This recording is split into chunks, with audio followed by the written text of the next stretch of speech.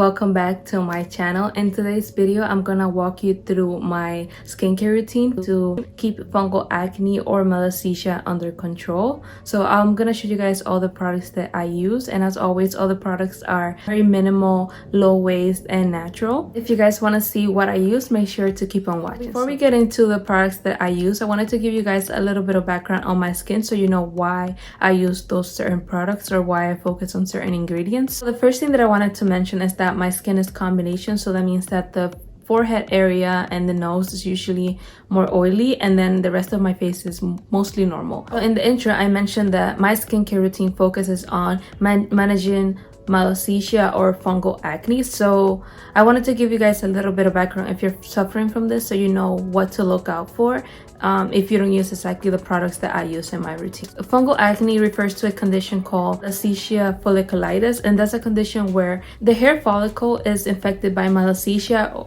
which is the fungus, and that causes those small bumps that you see on your forehead or other areas of your body. And this can be caused by an overproduction of sweat or sebum on your skin. Those little bumps can sometimes be confused with acne, but they're not regular acne. They're produced by that yeast, so that's why regular acne products don't tend to actually work on them. There are certain ingredients that actually feed Malassezia and can promote its growth and can promote the growth of those little bumps in your skin, and many of the skincare products that are out there actually have these ingredients in them, and that can make it really hard to try to get rid of those little bumps on your forehead. Some of the ingredients that actually feed Malassezia are fatty acids, esters, and lipids, which are in many of the oils that are out there. I found a tool online. It's a website called Zizia.co, and I'll list it below for you guys to see. And in that website, you can copy and paste the ingredient list from a product that you're looking into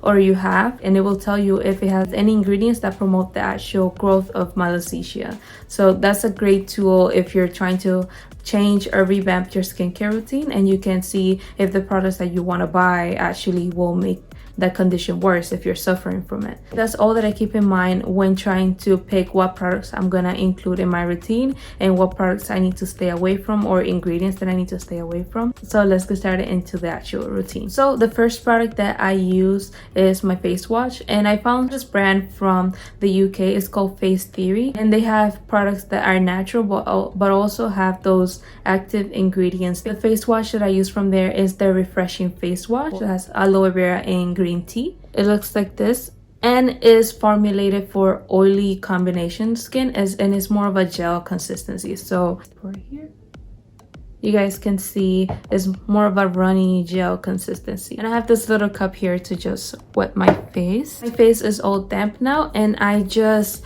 rub it between my hands and apply it all over my skin. I usually leave it for around 1 to 2 minutes so it can absorb all the oil and sebum on my skin. I have this little cloth here so I can wipe it all off. Alright, so my face is all clean and washed. Next step in my routine is just doing aloe vera mask. So what I usually do is I just cut a little piece from a aloe vera leaf, and I cut it in half, and I just use one of those on my face, and I usually do that around 3 times a week. I have my aloe vera halves right here. The aloe vera produces this gel. It's great for hyperpigmentation and dark marks on the skin. I just take one of their halves and I apply it all over my face.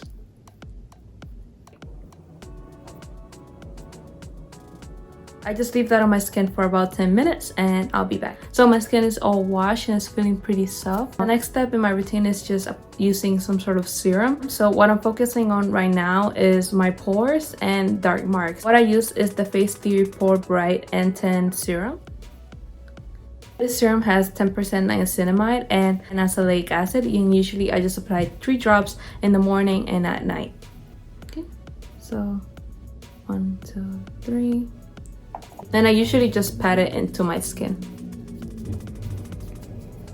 And this product can be a little sticky if you apply too much, so I would say if you want to give it a try, to just play around with how much you need for your own skin. So usually I just give it around 1 to 2 minutes just so it can actually sink into my skin before I apply anything else. The next product that I use is my moisturizer, and I use the Face Theory Super Gel Moisturizer, and it comes in this aluminum tube. It has aloe vera, niacinamide, vitamin C, and green tea. Usually when it's summer like it is right now in New York, it gets pretty hot, so my skin doesn't require as much moisturizer. So I just take a very tiny amount, something like this, and I just pat this into my skin also. For most days, this is good enough for my skin, especially when it's summer.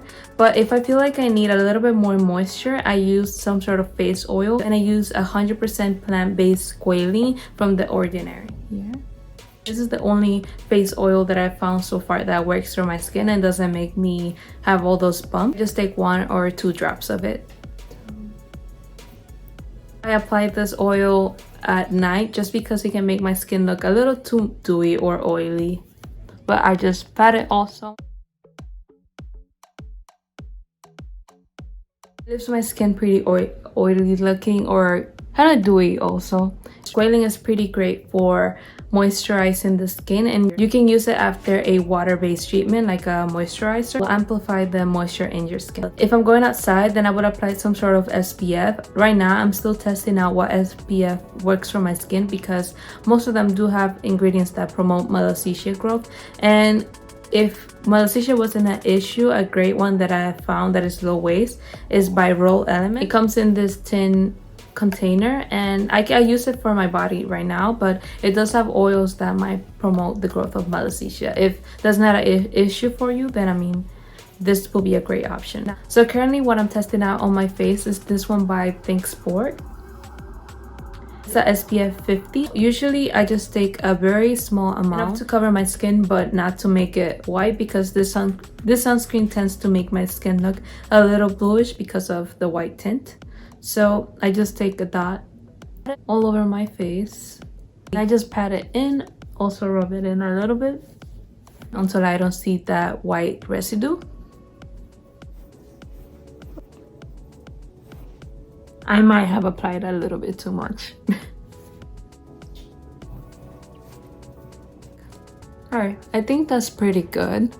When I tested this out in the website, it did have one ingredient that could promote the growth of Malassezia, that was sunflower oil, but I still wanted to give it a try just because the sunflower oil wasn't at the very top of the list. So I thought to give it a try just because it's a very well-reviewed sunscreen. I'm still trying to see how my skin reacts to it. So sunscreen is usually the very last step in my skincare routine. The very last thing, I'm just applying some sort of lip moisturizer. The one I use is by Buddha Organics, and it's their Eco Balm. And it comes in this cardboard tube where you press the bottom and it comes out of the top like this.